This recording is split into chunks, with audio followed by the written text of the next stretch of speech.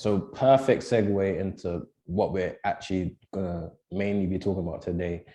We're speaking about footballers. Like, what's your thoughts on, you know,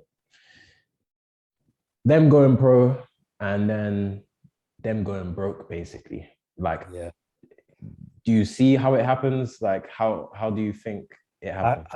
I, I can see how it happens. Like, I'm not gonna lie and say I can imagine how much it feels to be on 100 grand a week. Like, I can't imagine being 19, 20, getting offered a 40 grand a week contract if you're a Premier League footballer, then being 23 and on 100 grand a week. I can't imagine that, but I can see how you're young, you're famous, you got everything at your feet, like girls, clubs, drink. I can see how you can spend all the money and just think, I've got another 10 years, I can just make the money back. So I can see how it happens, but you never know what's going to happen in life. Like, you never know. So even if it's 20%, put 20% away, like, that's not going to affect your lifestyle at all.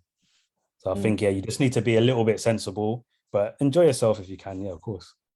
Yeah, of course. Actually, by the way, have you ever supplied anyone in the industry with your With shoes. Oh yeah, yeah, quite a lot of people. Yeah, yeah. Any footballers? yeah. So I mean, I won't name drop too many, but one of my favorite footballers, um, you know what? I just forgot his name now. James McLean. Sorry, James McLean. I know he don't play for Surrey, but he's one of them, man. So yeah, that was like the first time I supplied like someone who I actually Right. rate. So I mean, I've supplied other people, but yeah, that was one that really like I was gassed about. Yeah. Fair enough, man. Shows you're getting out there. Going back to the shoes and the sneakers. Have you ever thought about maybe creating a lane in that regard? Talking about not only, but providing a service for footballers, or let's say people in the industry. Yeah, I mean, I've thought about it before, just being like what do they call it, like a personal shopper. Yeah. There is demand there. I could still do it, but personally, that's not the route I want to go down. To be honest, I don't want to be the face of a company. I want it to run without me, basically. And I feel like with a personal shopper, it's too much of a personal connection. And Hmm. if I wanted to go on holiday for a month, I'd Yeah. have my phone ringing down all the time, and that's not for me, really. Yeah. Fair enough, man. Time and happiness over money. That is something Yeah. that we strive to get to in this life. Talking about, sports and everything like that, um, you promote betting for your links and stuff. Um, when you're promoting stuff like that, are you conscious about, promoting betting because, what type of rabbit holes that can lead down to? Yeah. So it is controversial. Like, so it's called match betting, and it's meant to be. If you don't know about match betting, it's meant to be an outcome where you can't lose if you do it right. Mhm. So um, it's betting, but it's not gambling, because if you follow the right steps, they will tell you how much money you're going to make. So I am aware though that of course someone could sign up and they've never been on a betting website before, and now they can think, oh, it's fun. But the website I promote it through, they give a lot of tools and calculators. Like, if you go on the website, it just looks like an accounting website or something. Like, it's all about numbers, it's all about percentages. Like, it doesn't look fun. It's literally like a money making website. But I am aware that gambling, it can lead down the wrong path. So yeah. Yeah, that's a big thing in football, what people don't really know. Of course, you're not allowed to bet on games and you get in severe trouble and bans and suspensions when you do that. But not being able to do that, then, footballers end up betting on other things which they might not be as knowledgeable about other than football. You get it? Like, I think if footballers were actually allowed to bet on football, then maybe they would win a lot more money. But when you go to the casino, like you said, Maybe there should be a limit to like the bet they can place or something.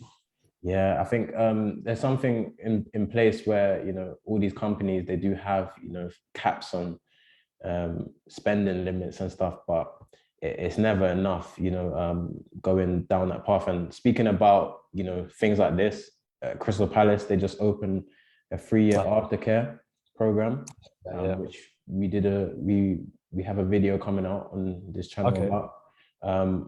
What advice would you give to someone like who's dropped out of football, and they, are facing these type of problems? How would you advise them? Yeah. So I see that about Crystal Palace, and I think I commented on one of the posts about it.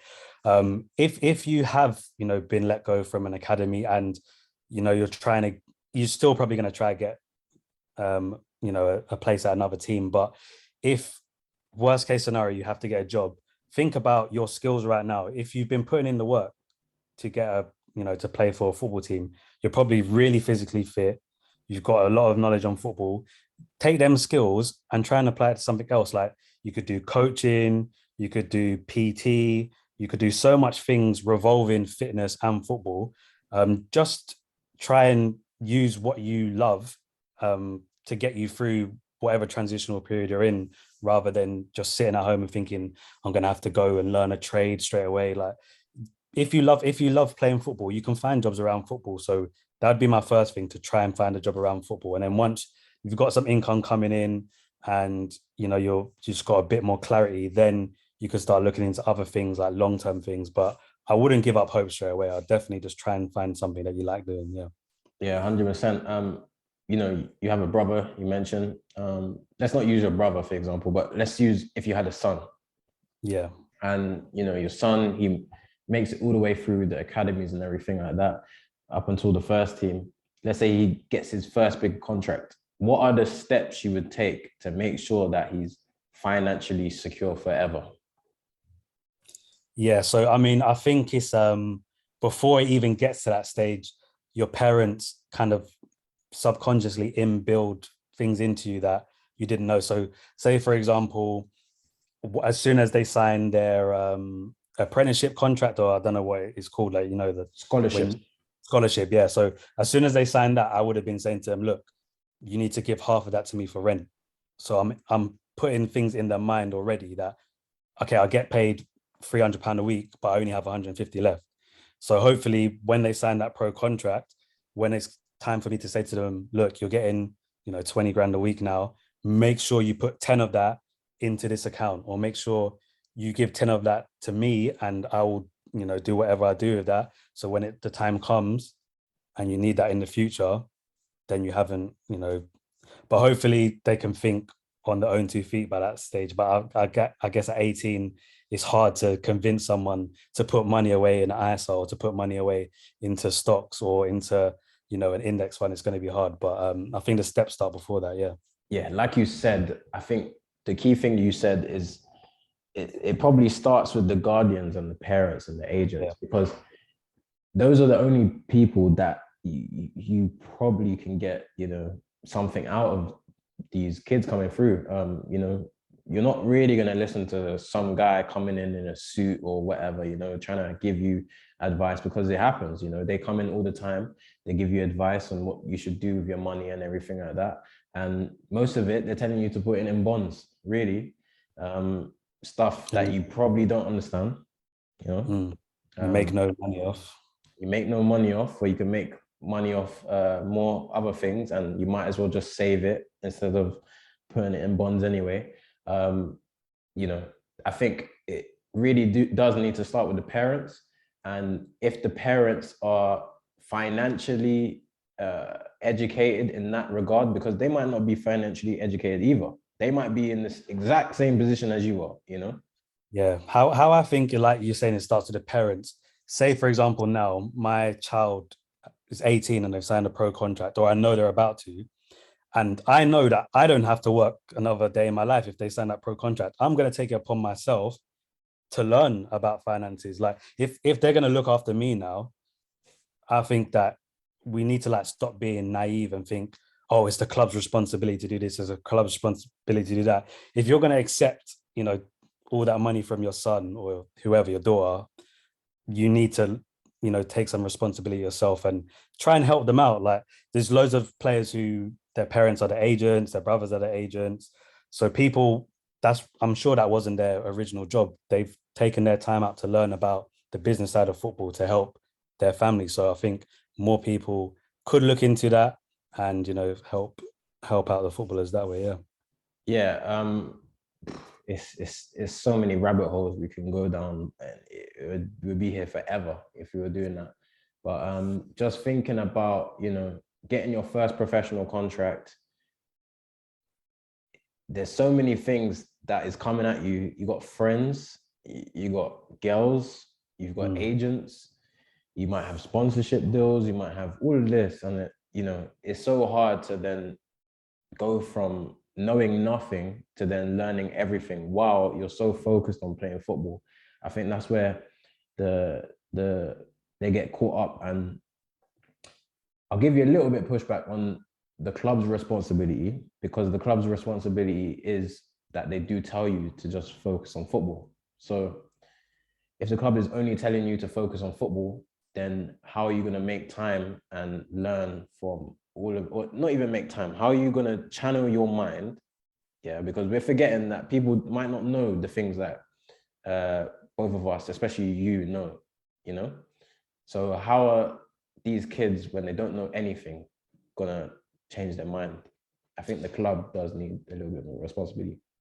I understand what you're saying about the club, but I still think I'm not saying it's a player's responsibility. I think the parents should step up, but the clubs could do more. You're right. The clubs could do more because it's in their best interest as well that the player's not out in libertine every weekend doing a madness. Like it's going to help them as well. So I think there could be more stuff done from both sides, to be honest. Yeah. Yeah, because it's a wild life. It's a wild life. I couldn't imagine having that money at that young age. Like, I'm not saying I'd do anything mad, but I'd be thinking about it. I can't lie, I'd be thinking about it. Yeah. What are the things? Obviously, your field is not specialized in footballers, but your field specialized in investing and finances and everything. What particular things would you do, such as pension funds and everything like that? What would you advise a footballer watching to do? I mean, the boring investments, I would say index funds, 100%, like a solid index fund, like a S&P 500 or FTSE. But well, except for the boring stuff, I would say try and find something to invest in that you actually like. So not footballers, but say like Fredo, he invested in Kick Game, and he seems to be loving it, to be honest. Like he's put up the Shopify numbers, like he's bragging about the numbers a legit business makes him. There's loads of footballers who are interested in trainers and stuff like that. So maybe find someone who you trust. Like maybe I'm sure when you get money, you start to get friends in different places. So by that time, they might have a friend who's involved in a fashion brand. Like even look at Mane Devar, you have Reese, who was an ex-footballer. I'm sure if a pro reached out to him and said, bro, I'm looking to invest in a fashion brand, can you give me any advice? You have people like that to turn to. So apart from the boring stuff, obviously, probably best to put a good chunk into like a pension or into an index fund. But I think if you have something that you actually are interested in to invest in, then you might be more likely to be smart with your money that way. Yeah. Let's get really into it and let's explain some of the things you just mentioned. You mentioned S&P 500. I know what that is, but maybe people watching, they have no clue what that is, because I didn't know what that was until like 3-4 years ago, and I'm 25. So explain to everybody watching what that is, and explain to everybody watching some other things that you might invest in. Yeah, so an index fund is basically a collection of stocks. So if one company does really well and one company does really bad, it kind of balances out in the middle. And S&P 500 is the top 500 companies in America. So you'd have like Facebook, I think Tesla's in there. You'd have like a good level companies where I'm not going to say it's not financial advice. It's not a safe investment, but it's considered as a safer investment. So that's what an index fund is. But yeah, you should definitely look into it because it's not as complicated as it sounds. Like nowadays, you can invest from your phone. Like literally, before when I started looking into investing, I think it was a AXA account I had, Yeah, and it was really complicated then. But complicated. now Yeah, now it's so easy. You'd be a fool not to just even look. Just download the app and look. Yeah. yeah. I remember when the first time I like looked into everything like that, and people were telling me about that AXA account and everything, and I was proper confused. You had to. It was basically it's broker, no? Yes. Yeah. Yeah. Yeah, it's a Exactly. broker where you have a middleman where you're transferring your money through, and they're the ones who are doing the investing for you pretty much. So yeah, now you have it at the You in your go, phone. You know, exactly. things like apps like free is it free trader? Is that what it's called? Yeah, I think free trades is the most accessible one. A lot of them have waiting lists now because like the last year or two it's gone crazy. But yeah, you could definitely just download the app. You don't even have to put any money in and just have a look at what happens every day on it. And if I find it interesting, like see putting in say, £100 and seeing 2 weeks later £110 for me is quite exciting. So Yeah, yeah. Many people though, they might have an approach of, yeah, I'm not really interested in, earning £10 or whatever. I'm on yeah. not million, sorry, thousands a week and thousands a year. So why am I interested in, growing that little bit of money in the short term, but explain to people what the long term is about. Yeah, so it's like a big example. Everyone uses S&P 500 as an example. So I think over the last 100 years, over a 10-year span, the S&P 500 has never lost someone money. So if you put in your money in 2010 and took it out in 2020, you would like you haven't lost any money. Like I don't think it's happened once over a 10-year span in the last 100 years. So it's again not financial advice, it's a safer option. If you just want a way to beat inflation, that's a good option to beat inflation. Also, it kind of compounds. So if you're doing it over a 10-20 year period, over that period, it might have gone up like 300%. So if you look at it and in a long-term sense, what other passive investment is going to give you that sort of return? Literally, like you said, you can download the app on your phone. If you're a footballer, you could put in 100 grand today, 10 years time, take out 100 grand, just press sell on your phone, and then that's it. Like you don't have to deal with no contract selling houses or businesses. So yes, it's I guess it's a passive sort of investment. Yeah. Moving on to the next subject, credit. That's something that is so taboo in, let's say, for example, the culture that I'm from, whether that Mm. be urban London, if you want to call it that. Credit, I always knew what credit was. I didn't understand it. I had to learn it. What type of things shouldn't you be doing, even as a footballer, to mess up your credit? And what type of things should you be doing to improve your credit? Yeah, so I'm from similar like sort of background where people had credit because they couldn't afford things. It wasn't good credit, it was always bad credit, like it was bad debt. So once you get past that stage of real, like if you're getting a bit of money now, um you'll realize that credit can actually make you money, or even if it's not making you money, it's just giving you a better use of your money. So um say if you're 18 and you're just looking into building up your credit as a young footballer or whatever, I would say you already probably had a phone contract, so get your phone contract in your name, so your mum's name or whoever's it was in. Register on the electoral roll, that will help your credit. And then if you have a decent credit now, you should be able to apply for a credit building credit card, even if you're just using it for your food, your petrol, and then paying it off straight away.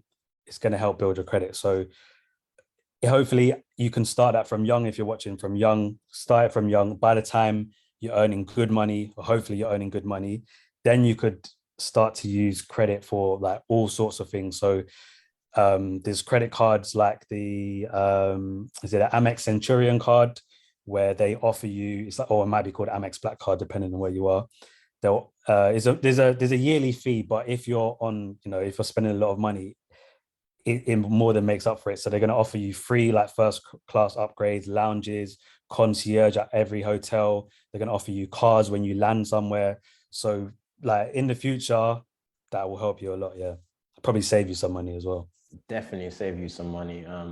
These things are things that people don't really know about, the perks that, they give to the wealthy people, when Yeah, I mean they get a transaction fee every time you use their card, so they're going to look after you. If you're spending £1 million a year on a credit card, you're going to be one of their top customers. So it makes sense for them to look after you. You're going to have to spend that money anyway, so you might as well spend it where you're going to get something back. I'd say, yeah. Yeah, just what you mentioned. People don't realize, right? Visa and MasterCard, how do they make their money, for example? People don't even know Yeah. those type of Yeah. things. So like you just tap your debit card, your credit card, and you think that's it. But like because I'm a business owner, like I can see it from my end. Every card processing company I use has a transaction fee. Some are higher than others. Some credit cards charge a higher transaction fee than others. So they're making money off you, regardless if it's a debit card or a credit card. So you know, they're not doing it out of the kindness of their heart. They're doing it because they're making money. But again, there's loads of companies that are going to give you rewards for being a customer for them. So you might as well do it. Yeah. Yeah. Even talk about things like cashback cards.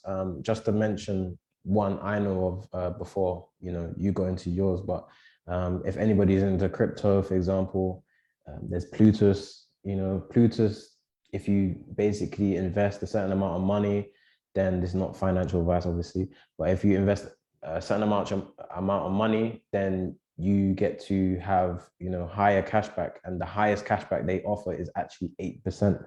And this gives a account and sort code number, attached to your name, and it could save you a lot of money if you're spending on regular things a year. What about you? Yeah. So that's a good one. There's a lot of, new sort of crypto cashback incentives, which it's basically like a bank. They're paying you to hold your money with them like a bank does anyway. So yeah, the crypto cards are really good right now. But just traditional ones, online I use Top Cashback and Quidco, which is uh, anything you buy online, most of the websites you can go through there and they give you up to 10%.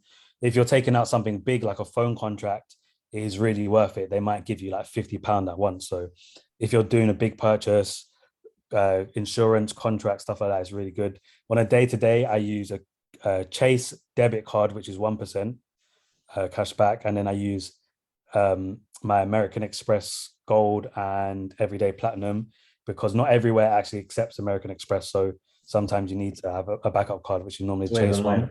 Yep. Yeah, it's annoying. Yeah, I found a way to get around it online, but in store it's a bit harder. So online, you can actually just link your American Express to your PayPal account. Okay. And if they accept PayPal, or even if if they accept PayPal, then you could just use American Express. Yeah. What Curve? Is Curve anything of use? Curve, I'm sure it's you just put all your cards on Curve, don't you? So Yeah. it's good. It's good. I mean, personally, I just use Apple Pay, but you can put all your cards on the Curve card, and then you could just tap your Curve card. So yeah, I guess it's good. Yeah. Okay, my bad. I thought Curve was like, a certain type of way where you basically put your cards on there, and that would have been allowing you, for example, to spend your gold card, because you have money on that Curve card. I thought it would work like that. It might do. You're right. You might be able to put your American Express and then tap the Curve card for them to accept it. But personally, I haven't used a Curve card, so I don't know if that works. But it might do. You might be right. Yeah. Yeah, I don't know. I'm just guessing. I've never used Curve, but I know of Curve. Yeah. What pension? Do you believe in pension to begin with? And how would you advise a footballer to open up a pension? I'm not gonna lie. I'm not the biggest fan of pensions. I'm not the biggest fan of pensions, to be honest. I know there's pensions where you can, choose your own index funds or whatever for the pension, but I'm not the biggest fan of pensions, to be honest. I don't like locking up money till I You reach a that, certain age. yeah. I mean, I wouldn't be able to give any advice on that because it's, yeah, I'm even trying to like I put a lot of money in. I used to work on the railway, and they had a really good pension scheme. And I left the railway early, and I still have a lot of money in that scheme. And I'm even thinking if I just had that money now, like what I could do with that money would be mad. But I mean, yeah, I mean, if if that's something if something you're considering, I would say there's loads of options out there. It doesn't have to be a traditional pension. Just there's loads of options that are gonna let you invest your pension in different ways. So yeah. Insurance. Do you have a particular insurance that you use, and what would you advise in insurance, life insurance? Life insurance, I'm not gonna lie, I don't actually use life insurance. Just business wise, I have like public liability insurance, home insurance, but life insurance is probably something I should look into, but just I don't know, it's just not something I've really not something I've really thought about. I don't have no kids, don't have a wife. Yeah, yeah. Maybe when that time comes, I'll be forced to look into it. Yeah. Yeah, of course, the people who do have that, that is very important. And, when you're gone, who does your money go to? Things like Exactly. that. Like, But what I would say though, sorry to cut you off. Even if you don't have life insurance, look into making up a will. yep. You can do there's packs online where they give you a free template, or you can get like a better one. It's like £20. But that's easy to do, to be honest. Yeah. Even my friend sent me one to be a witness on his one the other day, and it's quite easy to do. Yeah. Yeah, I think most people don't like talking about that, don't like looking into that, because it's just things that people don't like thinking about. They don't even want to put that energy into things. But, what does happen when, you are gone? That is very Yeah, important. it's not a good topic to think about, but at the end of the day, you work hard for your money, and you don't want when the time comes, the government to take whatever you earn. So yeah. Yeah, I think people, working in the industry of football, clubs and stuff, they have to think about bringing in people like yourself, to talk about things like this, because it's very important. I think if you, spoke to a lot of footballers, they would change their ways. And because you can, I don't know, like you already mentioned it, but you can relate to people more than other people can. It's just it's just logic in looking at your social media accounts. Not to say numbers mean everything, but in this day and age it kind of does. Especially follows. Now follows are not really something that is big in social media, because people are always scrolling. They don't need to follow you, type of thing. But people watch what you do and they stay on your page. um you know that Just do a little recap of the things we mentioned. So, what are the three most important things? Let's say, for example, if you're on a big contract or not, what are the three things, if you're a footballer, that you're doing in 2022? If it was me personally, I would, yeah, definitely be putting away whatever I'm happy with. So I always like to say saving shouldn't affect your quality of life. So if you live a certain lifestyle, if you're a footballer and you're going to Dubai every whatever, and you can afford to spare 30% a week, then that's what you do. If you can afford to spare 50%, then that's what you do. So I'll be putting away money. You got to learn to save before you can invest. So put away the money first, then find a financial advisor, someone like that, who's going to give you some good investment advice, and then start to trickle down, invest in your money that way. So that would be first thing I do: save, then invest. And then thirdly, I mean, I think we touched on it before, but probably just get my mental health right. Like, so much going on nowadays with social media. Um, like people's private lives are exposed. So if you haven't got your mental right, then you're probably not going to be the best with your money either. You're not going to be the best on the field. So who knows? Like that could affect your career. So more important than money is your mental health. So definitely would get my mental health right. Speak to people that you can relate to. Speak to people who've been there in the past. So people like yourself who've had experience in football already, and you've got that knowledge to pass down to the younger generation. I would definitely try and reach out to people like you. Yeah. Yeah. Thank you for coming on. Obviously, plug your social medias and everything you got going on. So yeah, my socials, Instagram, TikTok, YouTube is JVSOP. That's JAYVSOP. Then my business, Sold Souls, same again, Sold Souls on everything. So if you want some kicks, check that out. But yeah, I appreciate you having me on here to have this conversation. I think it's something that doesn't get talked about a lot. And it's an important topic, 100%. Yeah, thanks for coming on, bro. This was J Money, aka I'm Just Broke Baby. Hey, And I think we're gonna call this segment "Don't Go Broke." yeah, There we don't go. go. There we go. We're gonna call this segment "Don't Go Broke." I was your host, John Antonio Brown. We're out. For more content like this, like, share, and subscribe.